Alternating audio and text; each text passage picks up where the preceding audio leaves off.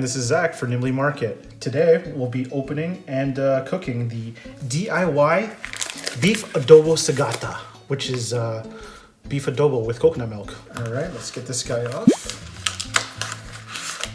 There's our beef. We got our gata, which is essentially coconut milk.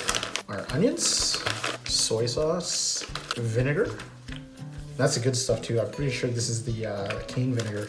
Oh yeah. Oil. All right, we have garlic. You can never have too much garlic in Filipino food. And the spice sachet. And everything is numbered, so you can just follow along the instructions. It's so easy to do. First, we're gonna get our pan preheated. All right, let's open our packet number one, get our oil in there. Let's get that open and drop our beef in. Oh yeah. Just let it go, let it do its thing. Let it caramelize. Okay, now that we got our beef nice and brown, let's add our onions and garlic. There we go. You never have too much garlic. Again, make sure your heat's not too high. You don't want your garlic and onions to get burnt. There's a big difference between caramelization and straight up burnt. Let's get the onions and garlic a little bit of color. We're gonna get a little bit of color at the bottom of the pan. That's where the yummy bits are. Oh, I love caramelization. Now we'll get our soy sauce pack, numero 5. And our vinegar. Now we're gonna add our coconut milk. Now this is gonna add a nice, rich, creamy quality to our adobo.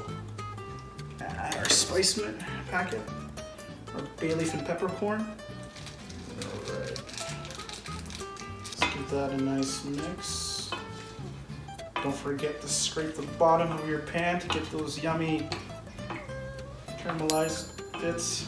Bring it down to like a nice medium low. Cover it.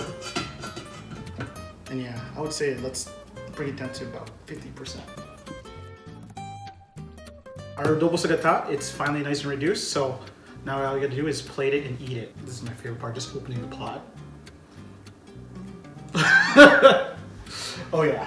Okay, so give this a nice little mix. And then, what I like to do, again, white rice. I just threw a little bit of fried garlic and onion on top. Easy peasy. I mean, you can find that at any Asian grocery store. You don't have to fry that stuff yourself. Now, the rest of this is completely optional. But what I like to do is just throw in a little bit of fresh green onions. So let's do a little bit there on top. And it gives a nice little bit of color to the plate. I'm gonna throw a little bit of chili threads in there too. Remember, when you're handling chilies, don't touch your eyes after. Wait, oh God. Okay, remember when I told you not to touch your eye with the chilies? Yes. Yeah, I touched my eye. I would know. It's not fun. Spoiler, it burns. And there you have it. You have your DIY beef adobo sagata. Hey, that looks not too bad, eh? Good enough to eat, right? Kain na, friendos. Take care. Here we go.